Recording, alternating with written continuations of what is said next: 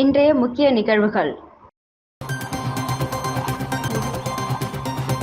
புதுச்சேரியில் பாஜக வேட்பாளர் பட்டியல் வெளியீடு. 2 புது முகங்களுக்கு வாய்ப்பு.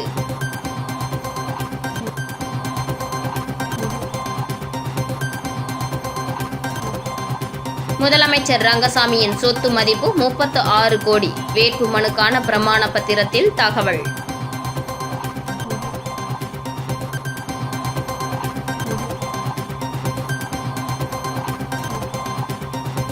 உருளையன்பேட்டை உப்பளம் தொகுதியில் அதிமுக போட்டி. வெற்றி பெற்றால் ஆட்சி பங்கு கேட்போம். அன்பழகன் பேட்டி.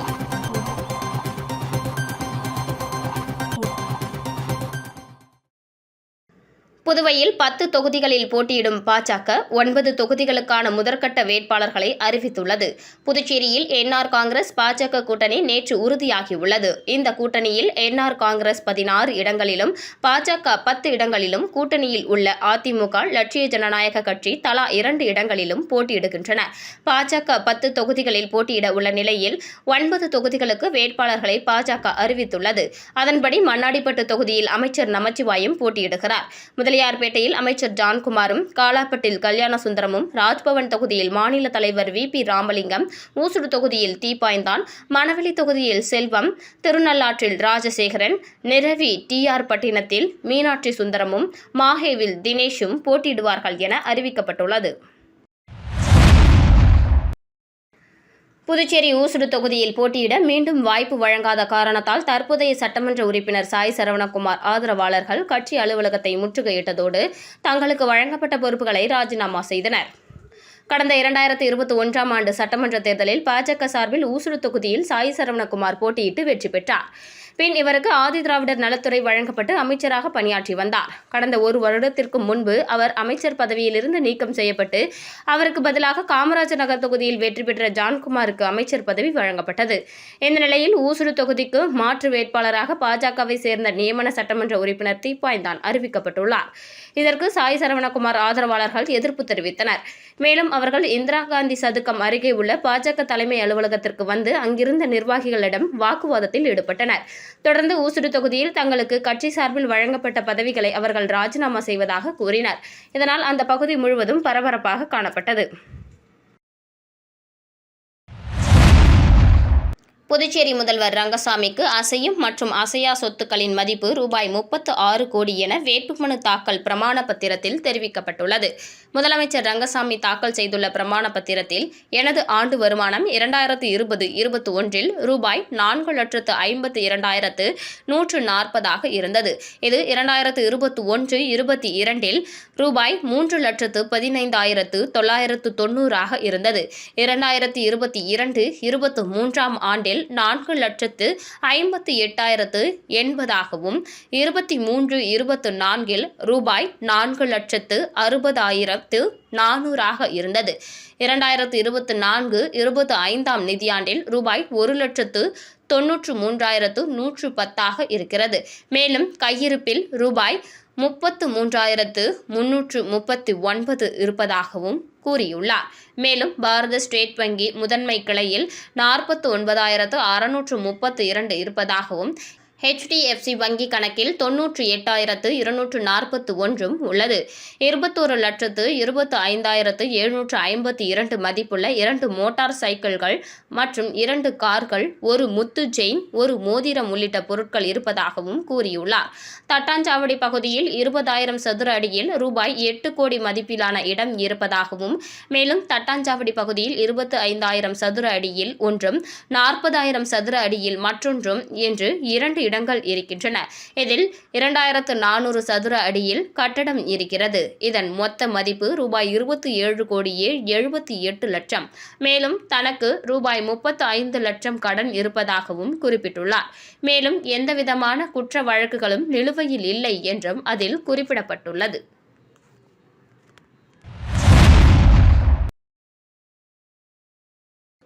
வீராம்பட்டினத்தில் கோவிலில் வேட்பு மனுவை வைத்து பூஜை செய்த Jose Charles Martin. Kamaraj Nagar தொகுதியில் லட்சிய ஜனநாயக கட்சியின் தலைவர் ஜோஸ் சார்லஸ் மார்டின் வேட்பாளராக போட்டியிட உள்ள நிலையில் லட்சிய ஜனநாயக கட்சியின் தலைவர் ஜோஸ் சார்லஸ் மார்டின் தனது வேட்புமனுவை தாக்கல் செய்வதற்கு முன் ஆன்மீக முறையில் தொடக்கமிட்டார். அதன்படி வீராம்பட்டினம் ஸ்ரீ செங்கழுநீரம்மன் கோவிலில் சிறப்பு பூஜை நடத்தி சுவாமி தரிசனம் செய்து தனது தேர்தல் பயணத்தை துவக்கினார். தெய்வம் நினைத்தால்தான் எல்லாம் நடக்கும் என்ற பழமொழிக்கேற்ப இறைவன் அருளுடன் வெற்றி பெற வேண்டும் என்ற நோக்கில் அவர் இந்த பூஜையை நடத்தினார். இந்த நிகழ்வில் அவரது மாமனாரான கமலக்கண்ணன் கலந்து கொண்டு பூஜை செய்யப்பட்ட மாலையை ஜோஸ் சார்லஸ் மார்டினுக்கு அணிவித்து வெற்றி உறுதி என நம்பிக்கை தெரிவித்து வாழ்த்துக்களை பகிர்ந்தார்.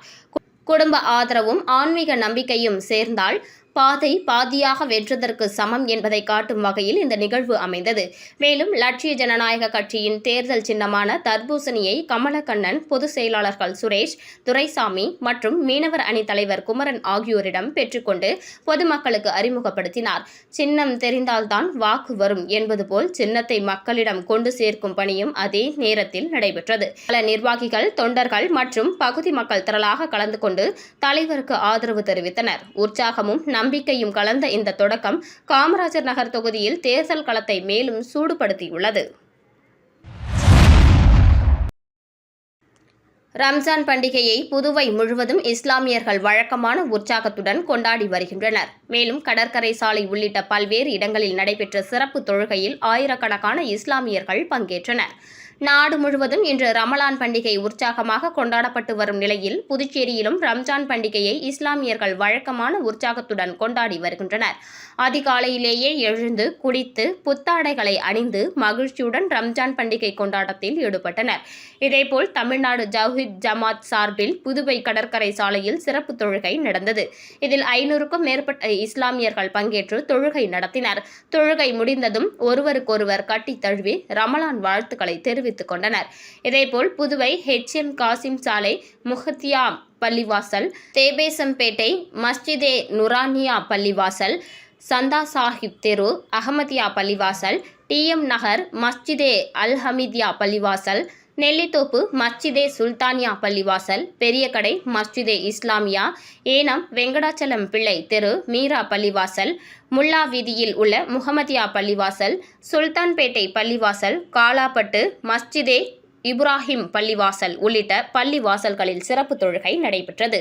இதில் ஆயிரக்கணக்கான இஸ்லாமியர்கள் பங்கேற்று தொழுகையில் ஈடுபட்டனர். மேலும் தொழுகை நடைபெற்ற பள்ளிவாசல் பகுதியில் போலீசார் பாதுகாப்பு பணியில் ஈடுபட்டனர்.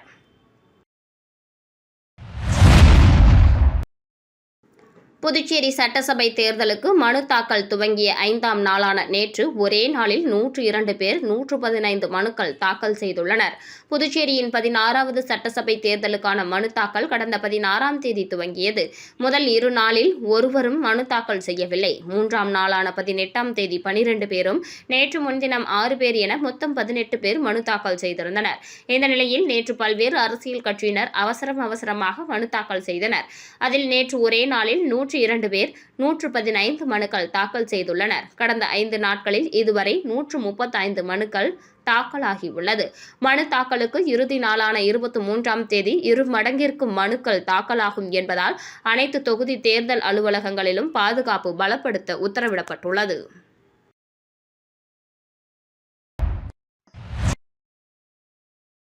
புதுச்சேரியில் உப்பளம் மற்றும் உருளையன்பேட்டை ஆகிய 2 தொகுதிகளில் அதிமுக போட்டியிடுகிறது என்றும், அதிமுக கூட்டணியில் உள்ள தேசிய ஜனநாயக கட்சி மீண்டும் ஆட்சி அமைக்கும் என மாநில செயலாளர் அன்பழகன் தெரிவித்துள்ளார். புதுச்சேரி அதிமுக அலுவலகத்தில் செய்தியாளர்களை சந்தித்த அதிமுக மாநில செயலாளர் அன்பழகன், தேசிய ஜனநாயக கூட்டணியில் NR காங்கிரஸ் 16 இடங்களில், பாஜக 10 இடங்களில், லட்சிய ஜனநாயக கட்சி 2 இடங்களில், அதிமுக 2 இடங்களிலும் போட்டியிடுகின்றனர். உப்பளம் மற்றும் உருளையன்பேட்டை அதிமுக 2 தொகுதிகளில் போட்டியிடுவதாக அதிமுக மாநில செயலாளர் அன்பழகன் தெரிவித்தார். பல்வேறு கால சூழலால் கூட்டணி தர்மத்திற்காக அதிமுக 2 இடங்களை பெற்றுள்ளது என்றும், 2 தொகுதிகளிலும் வெற்றி பெறுவோம் என்றும், 2 தொகுதிகளிலும் அதிமுக வெற்றி பெற்று ஆட்சியில் பங்கு கேட்போம். மீண்டும் முதலமைச்சராக ரங்கசாமி பதவி ஏற்பதில் அதிமுக உறுதுணையாக நிற்கும் என்ற அவர், நாங்கள் என்ன தர்மத்திற்காக கட்சி நடத்துகிறோம், MLA-வாக வெற்றி பெற்றால் அமைச்சரவையில் பங்கு கேட்போம் எனவும் அவர் தெரிவித்தார். சட்டமன்ற தேர்தலை முன்னிட்டு வாக்காளர்களுக்கு விழிப்புணர்வு ஏற்படுத்தும் வகையில் கடற்கரை சாலையில் நடைபெற்ற சைக்கிள் விழிப்புணர்வு பேரணியை மாவட்ட ஆட்சியர் குலோத்துங்கன் கொடியசைத்து துவக்கி வைத்தார். புதுச்சேரி கடற்கரை சாலையில் எதிர்வரும் புதுச்சேரி சட்டப்பேரவை தேர்தலுக்கான வாக்காளர் விழிப்புணர்வு பிரச்சாரத்தின் ஒரு பகுதியாக சைக்கிள் மற்றும் இருசக்கர வாகன பேரணி துவக்க விழா நடைபெற்றது. மாவட்ட தேர்தல் அதிகாரி அலுவலகம் மற்றும் புதுச்சேரி ரோட்டரி காஸ்மோஸ் கிளப் இணைந்து நடத்திய இந்த பேரணியை மாவட்ட ஆட்சியர் மற்றும் மாவட்ட தேர்தல் அதிகாரி குலோத்துங்கன் சிறப்பு விருந்தினராக கலந்து கொண்டு கொடியசைத்து துவக்கி வைத்தார். இதில் 100க்கும் மேற்பட்டோர் வாக்காளர் விழிப்புணர்வு செய்திகள் அடங்கிய பதாகைகள் ஏந்திய வண்ணம் பேரணியில் கலந்து கொண்டனர். கடற்கரை சாலையில் துவங்கிய பேரணி புஸ்ஸி வீதி, காமராஜர் சாலை, வழுதாவூர் சாலை வழியாக கதிர்காமத்தில் உள்ள அரசு உயர்நிலைப்பள்ளி வளாகத்தில் நிறைவு பெற்றது. முன்னதாக மாவட்ட தேர்தல் அதிகாரி 100% வாக்குகளை வலியுறுத்தும் ஸ்டிக்கர் வெளியிட்டார். நிகழ்ச்சியினை மாவட்ட தேர்தல் அதிகாரி அலுவலகத்தின் வாக்காளர் விழிப்புணர்வு பிரிவு ஏற்பாடு செய்திருந்தது. புதுச்சேரியில் இளைஞர் வாக்காளர்களை ஊக்குவிக்கும் ஸ்வீப் விழிப்புணர்வு நிகழ்ச்சிகள் நடைபெற்றது. இளைஞர்களிடையே வாக்காளர் விழிப்புணர்வை உயர்த்தி பொறுப்பான வாக்களிப்பை ஊக்குவிக்கும் நோக்கில் ஸ்வீப் திட்டத்தின் கீழ் இன்று ஆச்சாரியா கலை மற்றும் அறிவியல் கல்லூரி மற்றும் மகாத்மா காந்தி முதுநிலை பல் மருத்துவக் கழகம் ஆகிய கல்வி நிறுவனங்களில் விழிப்புணர்வு நிகழ்ச்சிகள் நடைபெற்றது. இந்த நிகழ்ச்சிகளை ஸ்வீப் நோடல் அதிகாரி டாக்டர் வி. கோவிந்தசாமி தலைமையேற்று ஜனநாயகத்தில் ஒவ்வொரு குடிமகனின் பங்கு முக்கியம் என்பதை வலியுறுத்தி உரையாற்றினார். ஆச்சாரியா கலை மற்றும் அறிவியல் கல்லூரியில் நிகழ்ச்சி ELC நோடல் அதிகாரி நேதியா சிறப்பாக ஒருங்கிணைக்கப்பட்டது. இந்நிகழ்வில் மாணவர்கள் உற்சாகமாக கலந்து கொண்டனர். சமூக ஊடகங்களில் பரவும் தவறான தகவல்கள் மற்றும் தவறான வழிநடத்தல்கள் குறித்து டாக்டர் கோவிந்தசாமி எச்சரித்து தகவல்களை பகிர்வதற்கு முன் அவற்றை சரிபார்க்கும் பொறுப்பு ஒவ்வொரு இளைஞருக்கும் இருப்பதை வலியுறுத்தினார். நிகழ்ச்சியின் முக்கிய அம்சமாக 2008ஆம் ஆண்டு ராஜஸ்தான் சட்டமன்ற தேர்தலில் ஒரு வேட்பாளர் ஒரே ஒரு வாக்கு வித்தியாசத்தில் வெற்றி பெற்ற சம்பவம் எடுத்துக்காட்டாக கூறப்பட்டது. இது ஒவ்வொரு வாக்கும் ஜனநாயகத்தின் திசையை மாற்றும் சக்தி கொண்டது என்ற உண்மையை மாணவர்களுக்கு உணர்த்தியது.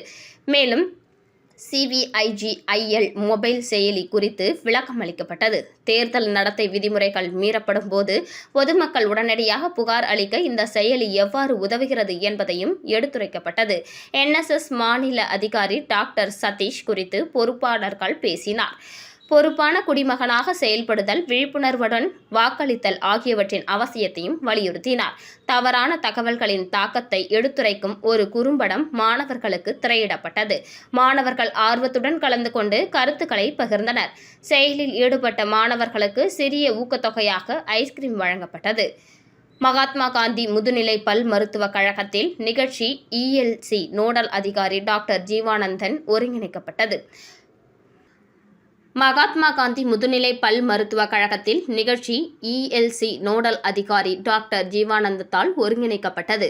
NSS நோடல் அதிகாரி டாக்டர் லெனினும் ஆதரவு வழங்கினார். குறிப்பாக முதல் முறையாக வாக்களிக்க உள்ள மாணவர்கள் அதிக ஆர்வத்துடன் கலந்து கொண்டு தங்கள் உரிமைகள் மற்றும் பொறுப்புகளை புரிந்து கொண்டனர். இந்த நிகழ்ச்சிகளில் முக்கியமான கவனம் செலுத்தப்பட்ட அம்சங்கள் 100% வாக்காளர் விழிப்புணர்வு மற்றும் பங்கேற்பை உறுதி செய்தல், தவறான தகவல்கள் மற்றும் போலி செய்திகள் குறித்து விழிப்புணர்வு ஏற்படுத்துதல், சமூக ஊடகங்களை பொறுப்புடன் பயன்படுத்துதல், CVIGIL போன்ற குடிமக்கள் பயன்பாடு செயலிகளை அறிமுகப்படுத்துதல், இளைஞர்களிடையே ஜனநாயக மதிப்புகளை வலுப்படுத்துதல். இத்தகைய நிகழ்ச்சிகள் புதுச்சேரி தேர்தல் துறையின் தொடர்ச்சியான முயற்சியாக இளைஞர்களை அதிகாரமளித்து நெறிமுறையான மற்றும் பங்கேற்பு நிறைந்த தேர்தலை உறுதி செய்யும் நோக்கில் நடைபெற்று வருகிறது.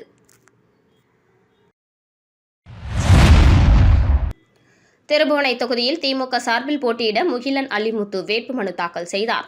புதுச்சேரி மாநிலம் திருபுவனை சட்டமன்ற தொகுதியில் திமுக சார்பில் முகிலன் அலிமுத்து 2வது முறையாக போட்டியிடுவதற்கான வேட்புமனுவை நேற்று தாக்கல் செய்தார். தமிழக முதல்வர் கழக தலைவர் தளபதியார், தமிழக துணை முதல்வர் சின்னவர் ஆசியுடன் புதுவை மாநில கழக அமைப்பாளர் மற்றும் புதுச்சேரி சட்டமன்ற எதிர்க்கட்சித் தலைவர் சிவா நல்லாசியுடன் முகிலன் அலிமுத்து திமுக நிர்வாகிகளுடன் ஊர்வலமாக சென்று வெள்ளியனூர் துணை மாவட்ட ஆட்சியர் அலுவலகம் வந்தடைந்தனர். பின்னர் முக்கிய நிர்வாகிகளுடன் திருபுவனை துணை மாவட்ட ஆட்சியர் அலுவலகத்தில் தேர்தல் அதிகாரியிடம் திருபுவனை தொகுதியில் திமுக சார்பில் போட்டியிடுவதற்கான வேட்புமனுவை முகிலன் அலிமுத்து வழங்கினார். புதுச்சேரியில் வழக்கமான உற்சாகத்துடன் ரம்ஜான் பண்டிகை கொண்டாடப்பட்டு வருகின்றது. சுல்தான்பேட்டை பகுதியில் நடைபெற்ற சிறப்பு தொழுகையில் 3000க்கும் மேற்பட்ட இஸ்லாமியர்கள் கலந்து கொண்டு தொழுகையில் ஈடுபட்டனர். புதுச்சேரி மாநிலத்தில் வழக்கமான உற்சாகத்துடன் ரம்ஜான் பண்டிகை கொண்டாடப்பட்டு வருகிறது. சுல்தான்பேட்டையில் உள்ள ஈத்கா பள்ளிவாசல் மைதானத்தில் முத்தவள்ளி முகமது தலைமையில் சிறப்பு தொழுகை நடைபெற்றது. இதில் ஆயிரக்கணக்கான முஸ்லிம்கள் தொழுகை செய்து ரம்ஜான் வாழ்த்துக்களை தெரிவித்துக் கொண்டனர். இதில் 3000க்கும் மேற்பட்ட இஸ்லாமியர்கள் பங்கேற்று தொழுகை செய்தனர். பின்னர் ஒவ்வொருக்கொருவர் கட்டி தழுவி ரம்ஜான் வாழ்த்துக்களை தெரிவித்துக் கொண்டனர். இதுபோல் புதுச்சேரியில் உள்ள குத்பா பள்ளிவாசல், அகமதியா பள்ளிவாசல், மீரா பள்ளிவாசல், சுல்தானியா பள்ளிவாசல் உள்ளிட்ட அனைத்து பள்ளிவாசல்களிலும் சிறப்பு தொழுகை நடைபெற்றது. மீண்டும் இன்றைய முக்கிய நிகழ்வுகள். புதுச்சேரியில் பாஜக வேட்பாளர் பட்டியல் வெளியீடு. 2 புது முகங்களுக்கு வாய்ப்பு.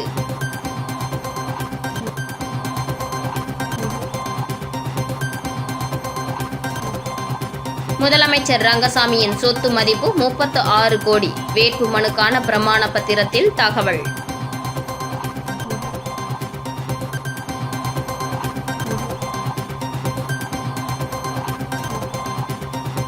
உருளையன்பேட்டை உப்பளம் தொகுதியில் அதிமுக போட்டி. வெற்றி பெற்றால் ஆட்சி பங்கு கேட்போம். அன்பழகன் பேட்டி.